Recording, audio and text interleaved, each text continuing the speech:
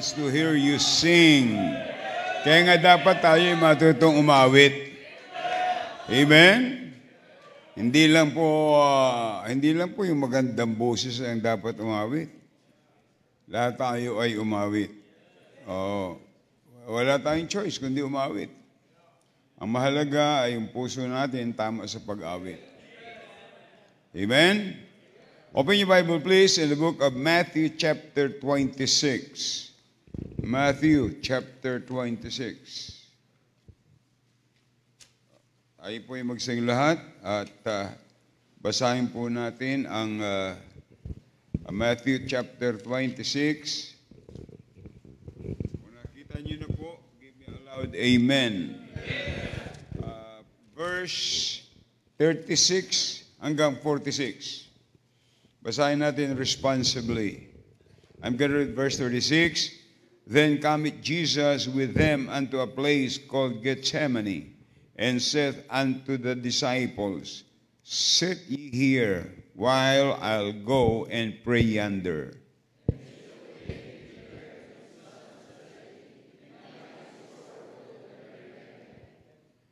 Then saith he unto them, My soul is exceeding sorrowful, even unto death.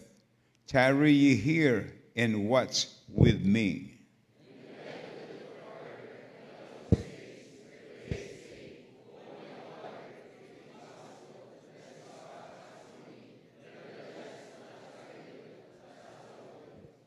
Verse 40, And he cometh unto the disciples, and findeth them asleep, and saith unto Peter, What could ye not watch with me 1 hour?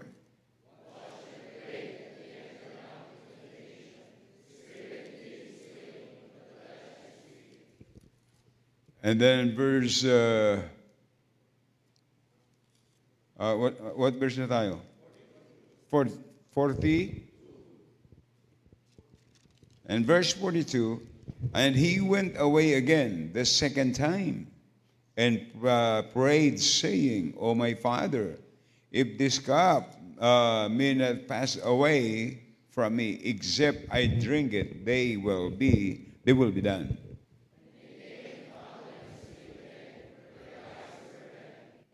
And he left them and went away again and prayed the third time, saying the same words.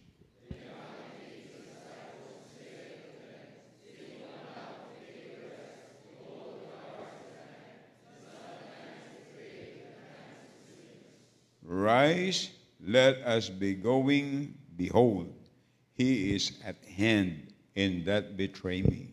Dakilang Diyos, salamat po sa litanyo na aming binasa. Salamat sa awiting aming narinig. Pagpalain niyo po at dalangin po namin na sa mga talatang aming binasa ay mayroon kaming matutunan na lalo pa kaming lumago sa aming pananampalataya at paglilingkod sa inyo. Pagpalain po lingkod yung gagamitin po sa aking sarili, wala akong magagawa. Kung ako hindi yung gagamitin, wala po akong kabuluhan. Kaya ako ay namamanhik, nagmamakaawa. Lord, help me, kayo magbigay sa akin ng tamang salitang sasabihin, maging pagkapala sa inyong mga anak at sa amin po, Panginoon. Nihiling po namin ang lahat na ito sa pangalan ni Jesus. Amen. Thank you, and be seated, please.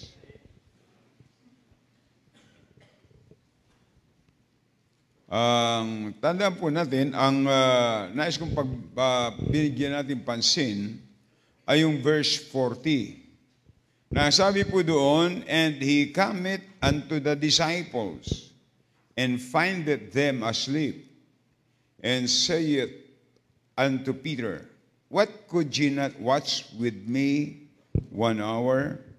Tandaan natin mga kapatid, ito yung panahon na ang Panginoon is about to be crucified. He spent the last hours praying in Garden of Gethsemane. He asked his disciples to pray with him as he went a little farther to pray alone. Pero, ang makita natin, Jesus returned from praying, he found his disciples asleep, tulog. So, kahit na nirebuke niya yung mga disciples, nung siya'y bumalik, tulog pa rin. Siguro, membro to ng mga CBBC, BHBC, ano? Aha. Kaya, makita natin dito that their prayerlessness led to consequences na it hurts their walk with Christ. Kaya, ngayong gabi, ating pag-aaralan kung ano ang prayerless life, kung anong magagawa nito sa buhay ng tao, gaano man ikaw kaayos na Kristiyano. Kasi napakahalaga. At tanda natin, ang kasama nila dito ay ang Panginoon. Umalis lang ang Panginoon, bago siya crucified, umalis lang. He was alone. At iniwanan niya. Ang ini-expect ng Panginoon, sila ay mananalangin. Kaya prayer is very important. The only way to communicate with God is by prayer and by His words. Sabi ko nga sa inyo, when we pray, we talk to God. We talk to God. We give our petition, we give our request. Kaya sabi niya, call unto me, and I will answer thee. And show the great mighty things which thou knowest not. Seek, and ye shall find. Sabi ng Bible, knock and it shall be open. Kaya ang Diyos mismo, ang Panginoon mismo ang nagsabi niyan. Kaya the command, one of the most important command of Jesus Christ is, sabi niya, pray without ceasing. Walang makikita niya na teach without ceasing, sing without ceasing, but there is a verse that pray without ceasing. Kaya prayer is very important. Sabi ko nga sa inyo kung ang lahat ng naniniwala sa prayer ay pupunta pag prayer meeting, the highest attendance we have is prayer meeting. Pero they are giving the request but they don't come. Sabi ng iba, wala naman kasi sa Bible nakalagay na kailangan mag-ipon ng Wednesday. Hindi ka nagbabasa ng Bible. Ano sabi ng Bible? Daily at the temple. Araw-araw nga yun At saka ito yung nasa covenant natin as a church family, nasa covenant natin ito na ang Wednesday ay prayer meeting na church. Kaya may schedule tayo, 6:30. Kaya meron tayong prayer list. Kaya dito makikita natin na ano yung prayerless life? Ano ang magagawa nito sa isang Kristiyano na sabihin pa natin na pag-iisip nila, sila ay matinong Kristiyano? Number 1, prayerlessness leads to indifference toward things of God. Prayerlessness leads to indifference toward the things of God. Akalaan mo yan? Yung mga disciples, they are more concerned na matulog kaysa mag-pray.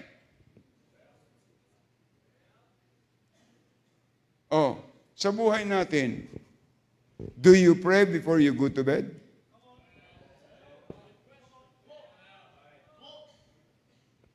Do you pray before you eat?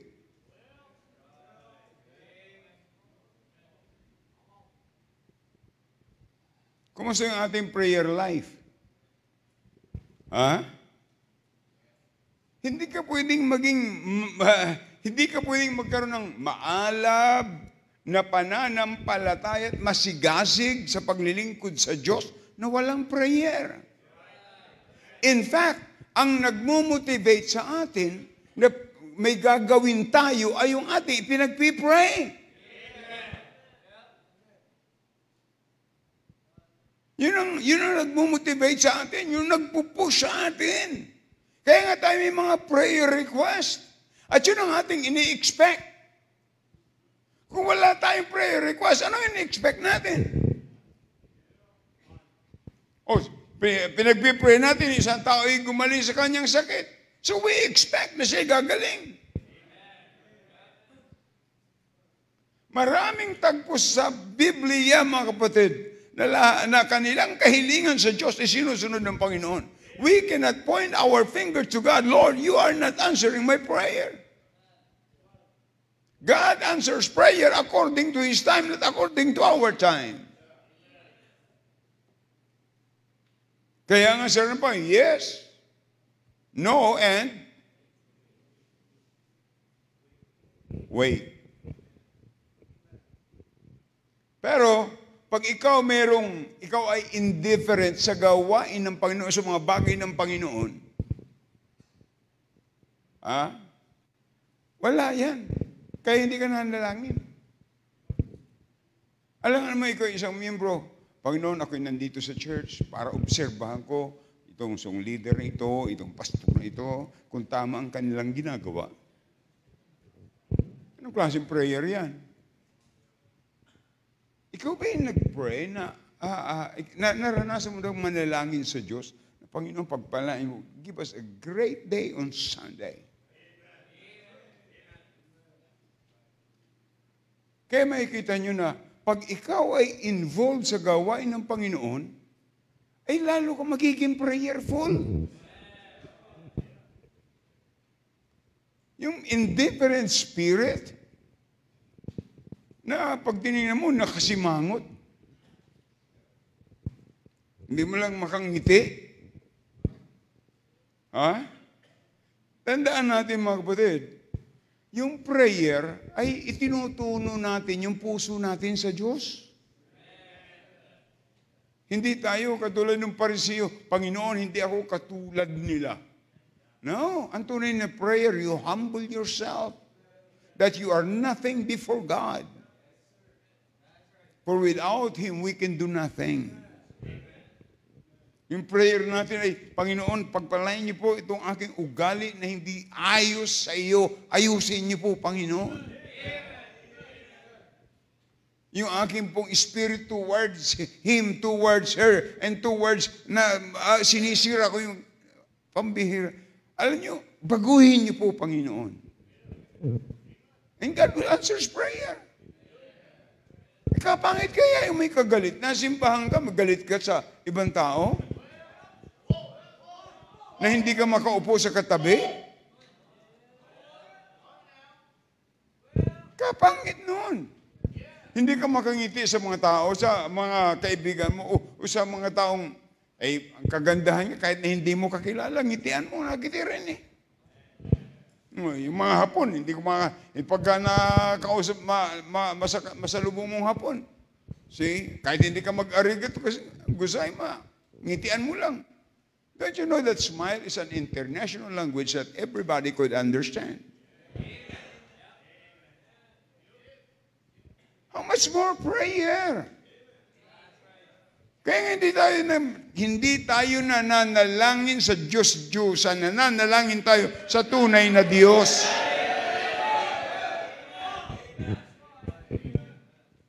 See? Kaya, don't you know that the more you avoid your prayer time, the more the things of this world will become more appealing to you. Pag wala kang prayer life, yung mga bagay ng sanglibutan, ang lakas ng appeal sa iyo. Tingnan niyo, mga teenagers ngayon, hanga sa mga basketball player. O yung basketball player, baka pinag-pray mo, Panginoon, dalahin ko po ito si pag-shoot niya 3 points. Oh. Pinag-pray mo na ba yung pastor mo na pagpalaan niyo po sa kanyang pag-preach? Empower him, give him words to say? Dapat makita natin yan. Huwag tayong masyadong ma-appeal ng mga bagay ng sanglibutan. Ang dapat ang appealing sa atin kung ano ang gawain ng Panginoon, anong magagawa ko. Pero hindi yan mangyayari unless you learn to pray. Unless you learn to pray. Kaya nga, the more you spend time in prayer, the more your heart desires the things of God. Kaya sabihin ko sa inyo, how God give me vision? By prayer. When you pray, God will reveal to you what you want, what God wants you to do. Yun ang i-reveal ng Panginoon.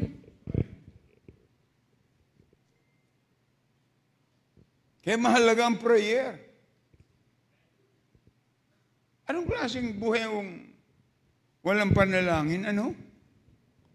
Kakain ka lang, hindi ka marunong magpasalamat?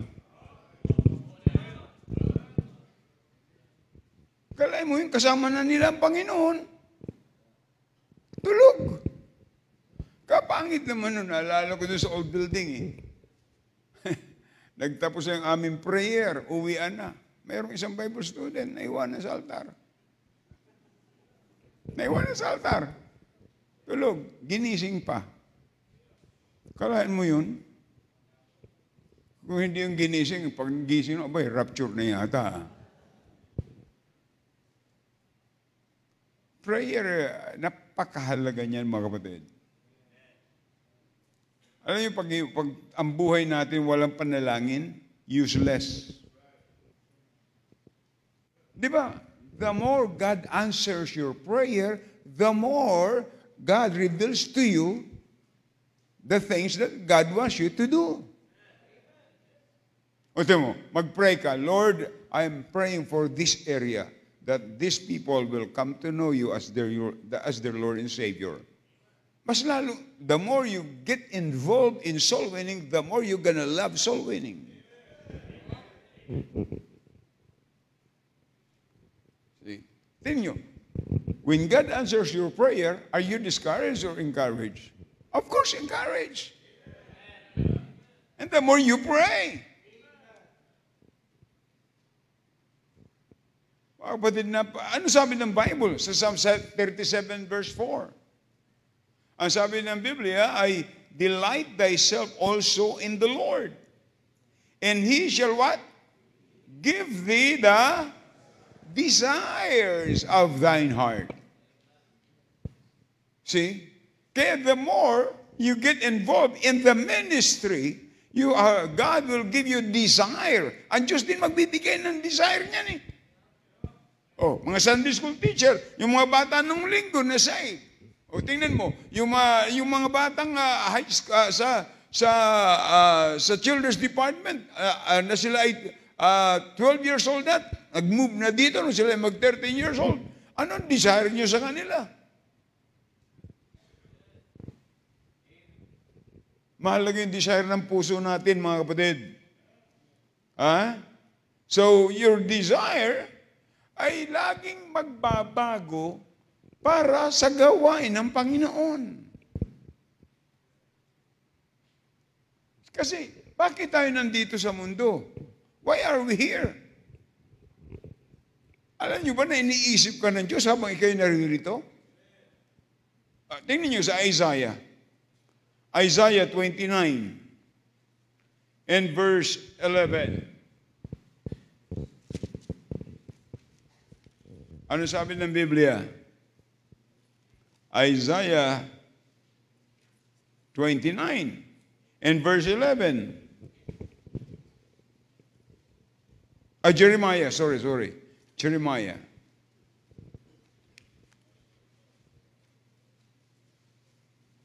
Jeremiah 29 and verse 11. Ito ang sabi ng Bible. For I know the thoughts that I think toward you, saith the Lord. Thoughts of peace and not of evil, to give you an expected end. Alam niyo mga kapatid, God has a plan for every one of us. God has a plan to use you if you are a child of God. Tandaan natin ang gawain ng Diyos para sa mga anak ng Diyos. At magpasalamat tayo, we are not all deserved of what we have. It's all by the mercies of God. Amen? So prayerlessness leads to indifference toward the things of God. Kaya nga dapat excited tayo pag may project tayo. Ibig sabihin, meron tayong ma-accomplish. See? Ay minsan kasi, mga Bible student, pag nag-graduate, ang pinagyayabang yung diploma. It's a piece of paper. Ang pinakamaganda yung accomplishment natin sa Panginoon. You earned that paper, but how about accomplishment in the ministry? Number 2, prayerlessness leads to the betrayal of Christ. Yung walang panalangin ay laging maglilid para itatwa mo ang Panginoon. Tingnan nyo, halimbawa, bigyan ka niyo halimbawa, hindi lang, ito si Judas, alam natin. Andun siya pero hindi man lang siya nakapunta doon sa garden, sa Gethsemane, and the rest of his with the disciples. Hindi siya nakapunta doon. Alam niyo kung bakit? Hindi siya na-identified doon sa mga galit sa Panginoon na sila'y kasama ng Panginoon.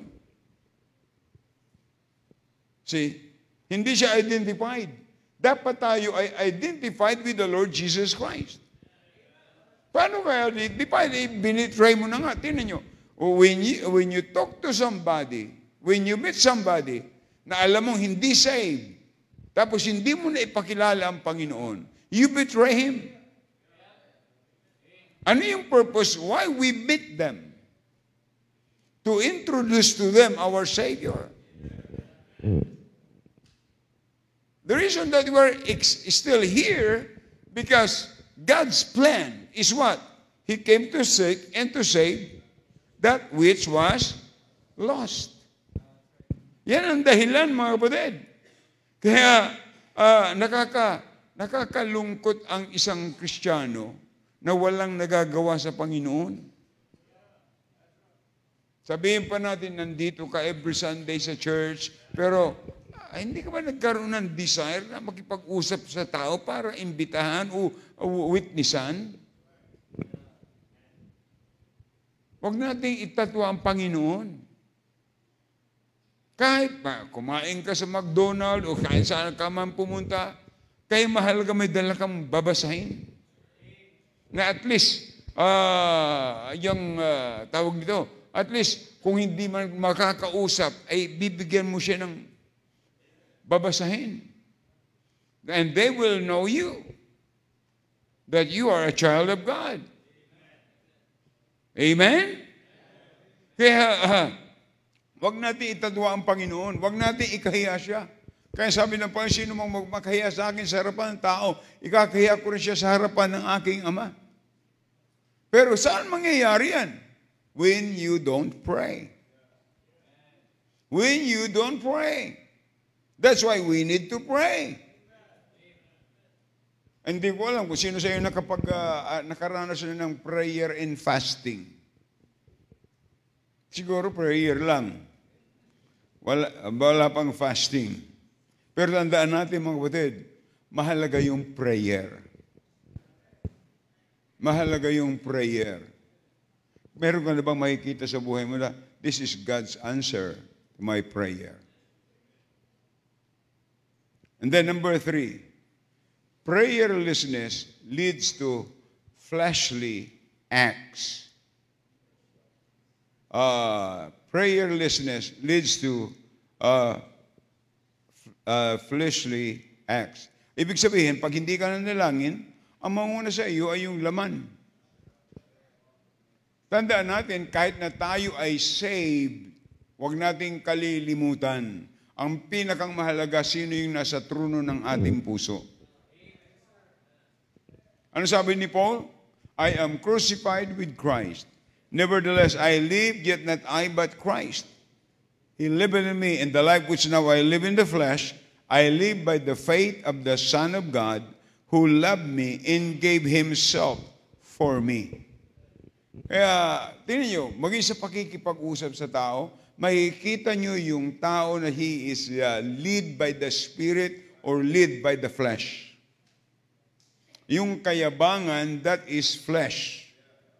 Wala tayong pwedeng ipagyabang kundi ang Panginoon. That is not flesh. Because you lift up His name. Amen? Tingnan nyo doon sa John chapter 18. Ang ginawa nitong si Pedro. Sa John chapter 18. Ang sabi ng Bible, sa John chapter 18 and verse 10. Then sabi ng Bible sa verse 10. Then Simon Peter, having a sword, drew it and smote the high priest's servant and cut off his right ear. The servant's name is Malchus. Akalain mo to? Na ang akala siguro ni Pedro ay part yun ng kanyang spiritual life. Idinidipinsa niyang Panginoon. No, kaya hindi ako niniwala sa debate talaga. Yan nakalagay sa Galatians. Bunga yan ng laman. Ang bunga ng laman ay pagtatalo. Ang salita ng Diyos hindi dapat pinagtatalunan. Ito'y sinusunod. See?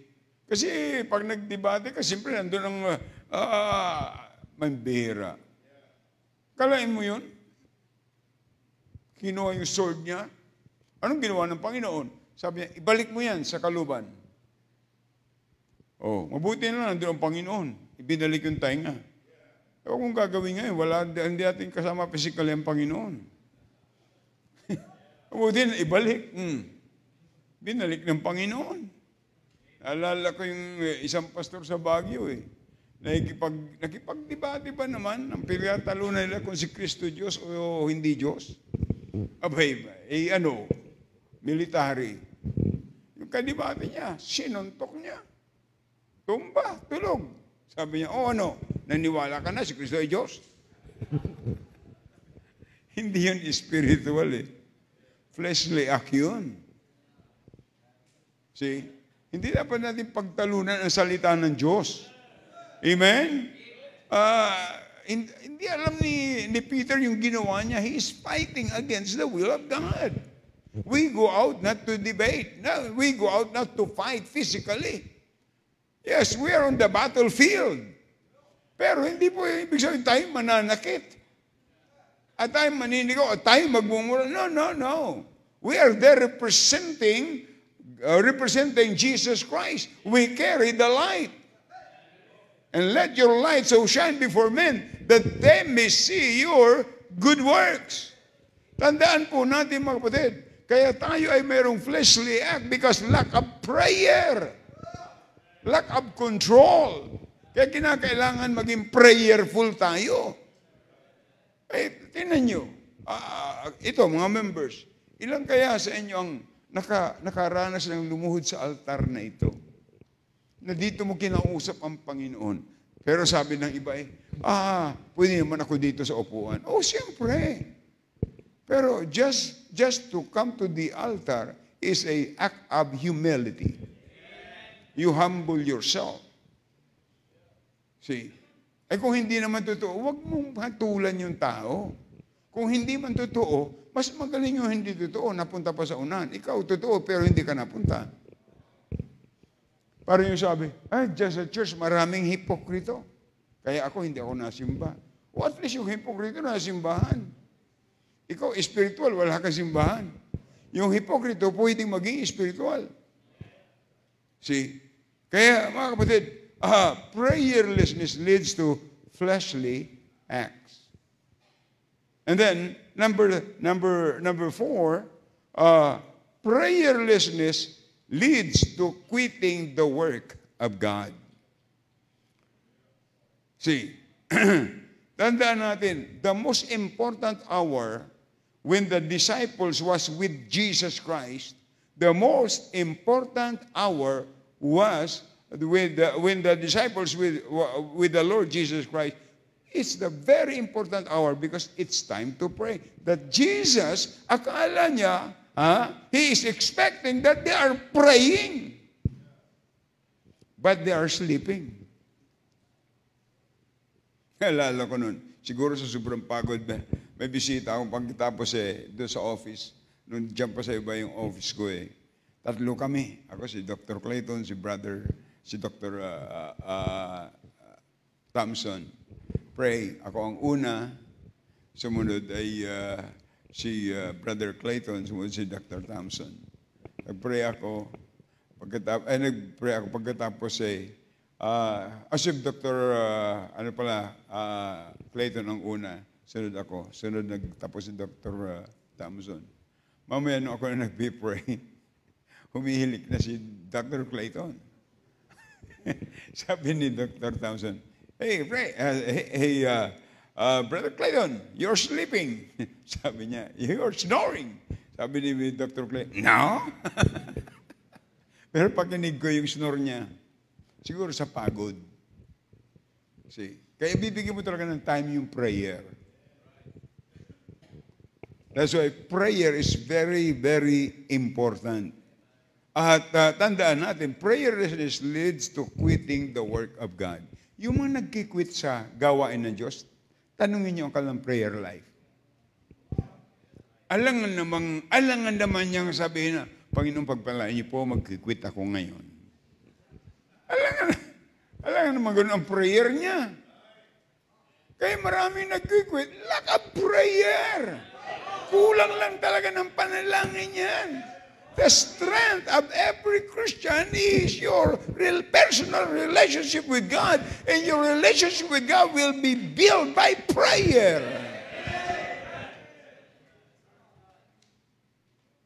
Lahat ng blessing, mga kapatid, na binigay sa atin ng Panginoon is because of His answered prayer. Kaya, yung prayer, nagpapalakas yan sa atin. Nagpapalakas yan sa atin. Kaya marami mga Kristiyano na madaling mag-quit. Mayroong mga Kristiyano, why are they satisfied of being a Sunday morning Christian? Lack of prayer. Lack of prayer. Are you listening? Tingnan nyo, bakit mayroong mga anak na mga rebellious? Lack of prayer in the home. Ilang kayo mga magulang na kanyang kasama yung anak niya sa prayer? O sa inyong personal na prayer, saan tumatagal yung prayer nyo? Alam niyo, marami pang prayer, selfish. Lahat ng panalangin para sa kanya. The greatest prayer is for others. And when you pray for others, you spend time for others, that's the time that God would bless you.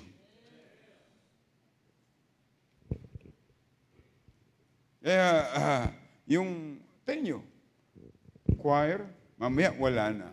Pinag-pray ba yun? Nasa orkestra, mamaya wala na. Pinag-pray niya kaya? Alam nga naman, ay nag-quit ako. Answered prayer. Pwede ba yun? Lack of prayer. Prayerless yan. Kung hindi man lack of prayer. Ay iba nga Magbe-pray sa pagkain, pagtapos na. Sabi ng Bible, watch and pray. Paano ginagawa yon? Yung isang mata nakapikit at yung isa nakamulat. Panginoon, pagpalain niyo po ang mga pagkain ito. Ito, watch and pray. Ibig sabihin, bantayan natin at ipanalangin natin. Katulad po yan, Israel. Sino ang nalangin sa inyo tungkol sa Israel? I'm praying for Israel every day. Every time I pray, I always include Israel. That is the birthplace of Jesus Christ. No Israel, no Jesus Christ. That will crucified on the cross of Calvary. Prayer. See, kahit sa relationship ng mga magkapatid sa Panginoon, pag hindi maayos sa relationship, lack of prayer or prayerless, you are not praying. Mahahalata mo naman yung hindi marunong mag-pray. Sabi, manalangin ka nga, Brad. Pwede ba ikaw na lang? Hindi yan marunong. Akala mo yun?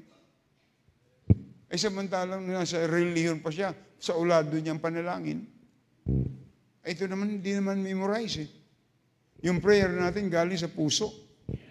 Sapagkat yung galing sa puso, yan magbibuild ng relationship natin sa Panginoon.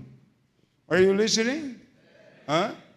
Kaya, yung mga nag-quit, yung mga tumitigil, kulang yan sa panalangin.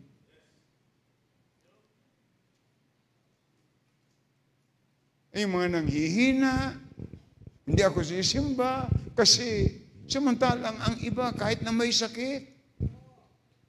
Oh, alam si Nanay Maria, 90 years old.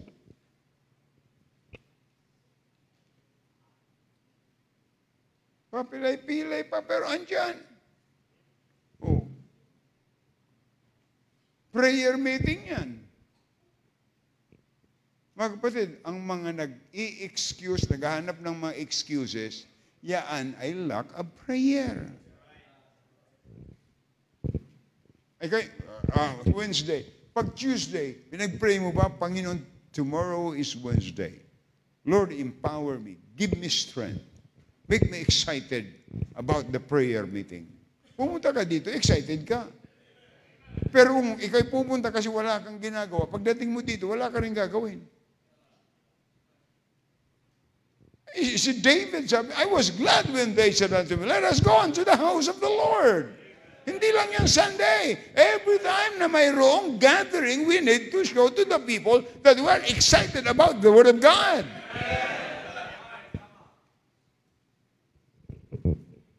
See? Kasi, ano yan eh, ewan ko lang, dapat bago kayo umalis ng bahay, yun, punta simbahan, you need to pray. Tandaan natin mga kapatid, i-build natin yung ating prayer life. I-build natin. Yung pangako ng Diyos na hindi niya tayo pabayaan, hindi ang ibig sabihin, wala tayong gagawin. Dapat, kaya hindi niya tayo pabayaan, when we become more closer to Him. Amen? So, prayerlessness leads to quitting the work of God. Akalain mo yan? Nung ako nagsurrender ng buhay sa Panginoon, ang sigla-sigla. Oh, pagtanungin mo, bakit ka magkikwit? Ay kasi ganito, ay kasi ganyan. And later on, ipapahayag din yan ng Diyos. Yung totoo. Oh. Kasi hindi, ako ang paniwala ko yung mga nagkikwit, hindi nila ipinanalangin na sila yung magkikwit. Plinano nila, pero hindi pinag-pray. Yun.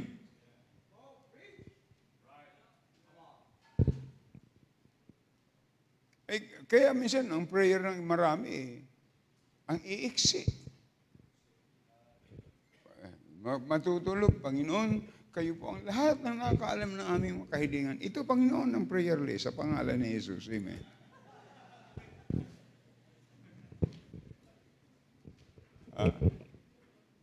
Talk to God. Kayo mga asawang lalaki, pag-pray nyo, iluhod nyo yung iyong asawang lalaki. Ay, kayo mga babae, yung isang asawang lalaki, i-build ng Panginoon ang leadership.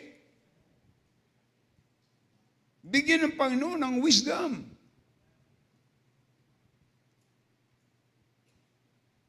Huwag naman ipag-pray na makikipag-contest ka pa sa asawa mo. Ay, mahina itong binigay niyo, Panginoon, sa akin. Ha? Ako pa nagtuturo dito eh. Ha? Nagkamali pa pala ang Diyos. Ikaw ang pumili niyan eh. Hindi naman ang Diyos pumili niyan. Ikaw ang pumili at sabi mo, guided ka. Oo. Minsan na yung mga babae na sisihin yung lalaki. Nagkamali ako eh. Pinili mo yan eh. Kaya nga, yung pagpipili, do you choose according to your emotion or to the will of God?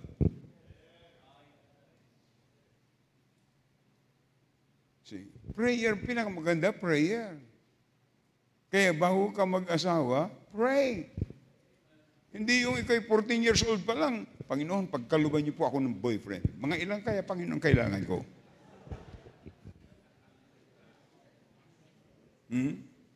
Nga ako dyan. Ang hanga, okay. O doon, apa? Pambira. Champion yan sa akin. Pastor, wala naman talagang busted sa Kristiyano, di ba? Sabi ko, wala. Di ba, Pastor, ano lang yun, hindi lang talaga kalooban? Di ayos yun. Pero kung ikay wala pa namang hanap buhay, huwag ka muna mag-isip niyan. Pwede kang humanga, pero huwag kang mag-isip.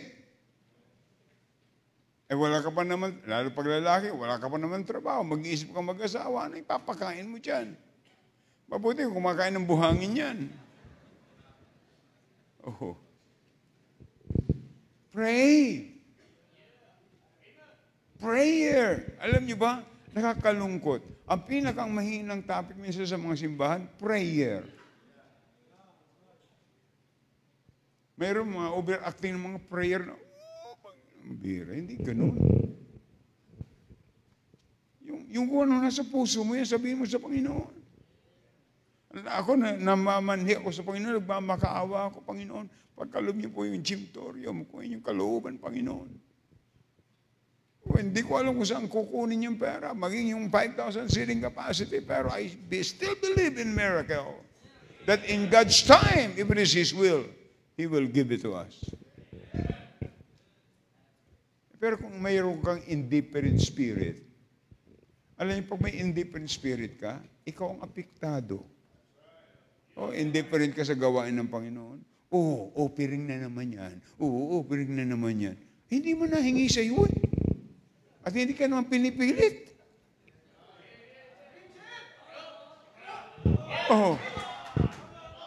Pinilit ba kita? Tinutukan ka ba ng asya? Kung tinutukan ng asya, masama din, magbibigay o hindi? Wala naman eh. Pagkatapos indifferent spirit ka pa. Puro pera lang pinag-uusapan dyan. Sino may sabi sa iyo? Ngayon ba pera pinag-uusapan natin? Ipag-pray mo na magkapera ka para may offering ka. Bakit ano masama sa offering? Kita naman kung saan napunta.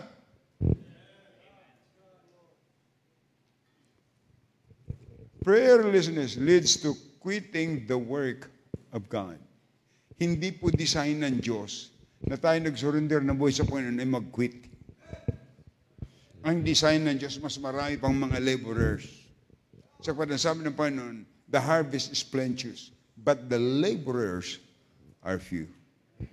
Kaya yung mga nag-quit, hindi ako niniwalang sila yung nag-pray na mag-quit. Plinano lang nila yan sapagkat sarili nila yung plano. Hindi ang plano ng Panginoon. The last, prayerlessness leads, number one is what? Prayerlessness leads to indifference toward the things of God. Number two, prayerlessness leads to the betrayal of Christ. Can you imagine? Bibetray mo ang Panginoon? Prayerlessness leads to fleshly acts.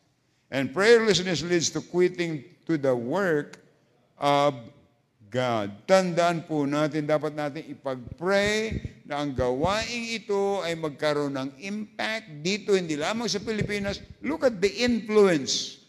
Now we are planning to extend the CBBC in Canada. Mayroon na po doon mga galing sa Taiwan, andun si Brother Meljon, at sa Toronto, at papunta doon si Brother Jay, at pagkatapos iipunin lahat ng mga galing sa Taiwan, and then start. 3 Sundays. Akala mo, hindi ba dapat pasalamat tayo sa Panginoon? Nasa kabila ng ganito ang ating kalagayan, mga kapatid. Praise the Lord. Now we extend the influence of the power of the gospel doon sa Israel, sa Dubai, sa Cyprus, sa Canada, sa ibang bansa. And then the last one, prayerlessness leads to following Christ from a distance. Sumusunod sa Panginoon, pero malayo. Tingnan nyo, Luke chapter 22. Luke chapter 22 and verse 54. Luke 22,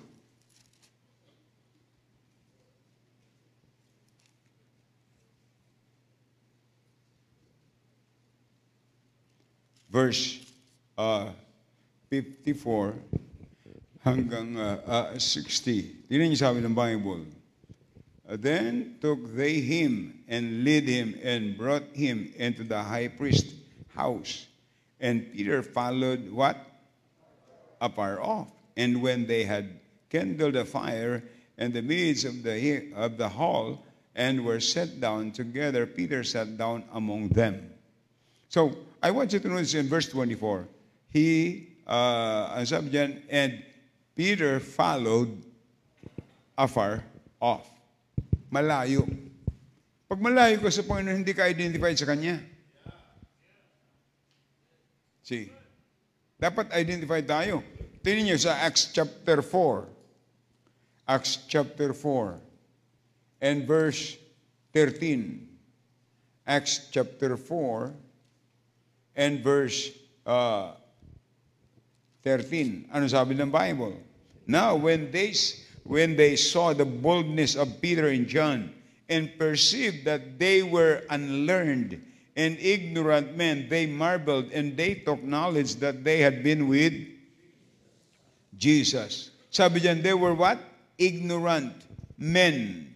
They saw the boldness of Peter and John and perceived that they were unlearned and ignorant men. But they are identified with Jesus. Yan ang pinakamaganda ron. Paano sila na-identified with Jesus? They have the same message. They have the same life. What I'm saying is, yung buhay nila ay kung anong buhay, binibigay ng Panginoon. Nakikita nila, they have a changed life. Kaya, mga kapatid, yung pag ikaw ay walang prayer, malayo ka sa Panginoon. Yung wala kang communication sa Panginoon. That's why communication is very important. Kaya yung pakikinig ng salita ng Diyos ay napakahalaga, mga kapatid. Kung hindi ka pwedeng makapag-ugnayan sa Diyos, kung ang puso mo ay may distansya sa Diyos, dapat we need to come closer to Him. See? Kaya kailangan tayo malapit sa Kanya. Maganda ang relationship natin sa Kanya. Dapat ganun, mga kapatid. At sapagkat yung mga Kristiyanong who spend more time in prayer, ay ating makikita na they are the one that draws closer to God. Draw nigh to God, and God will what? Draw nigh to you. Don't avoid your prayer time. Once na naligtaan natin ang prayer, ay makakaligtaan din natin yung ating pakikipag-fellowship sa ating Panginoon. Please open your Bible in John 14, verse 13 and 14. John 14, the last verse. Ano sabi ng Bible sa verse 13? And whatsoever ye shall ask in my name, that will I do, that the Father may be glorified in the Son. If ye shall ask anything in my name. Ano sabi niya? I will do it. Hindi ito politician, kapatid. Diyos ito na nagkatawang tao. At wala kang maituturo sa Panginoon ni isang salita na pangako niya na hindi niya ginawa. Whatever ye shall ask. That's why very important, mayroon tayong communication with God. Pag hindi tayo nanalangin, pag wala tayong prayer, walang buhay. Tandaan natin, mga kapatid, tingnan nyo, ang iba nga, nagpapahula pa para malaman nila kung anong gusto, anong mangyayari. Hinuhulaan lang yung pera sa bulsa. Oh. Pero, ay, Panginoon, hindi hulaan. Pag sinabi ng Diyos, siguradong gagawin niya. Sabi ko nga sa inyo tingnan nyo, ipinganak tayo. Lumabas tayo sa bahay bata ng ating nanay. Wala tayong dala. Pero tingnan mo ngayon, ang pagkatao mo. What do you have? It's a blessing. How much more if we have the right relationship with God? Na ang lagi nating goal ay laging, I have this because of Him. Not because of my strength, not because of my wisdom, but because of Him. For without Him, I can do nothing. So you always give the glory to Him. And the more you give the glory to Him, the more God will bless you. Because God can trust you. Hindi tayo binigyan ng Panginoon ng anumang bagay sa buhay natin para tayo maging mayabang, para magmataas, kundi para tayo magpasalamat at maibahagi natin sa iba para tayo lalo pang pagpalain. Gaya sabi ng Bible, give and it shall be given unto you. See? Kaya mga kapatid, prayer, yan ang buhay ng simbahan. Yan ang buhay ng mga mananampalataya. Tandaan natin, kung tayo nanghihina, lack of prayer or prayerlessness. Ating siya sa atin ang ating prayer life. Ngayong gabi. Kausapin natin ang Panginoon. Shall we stand up, please?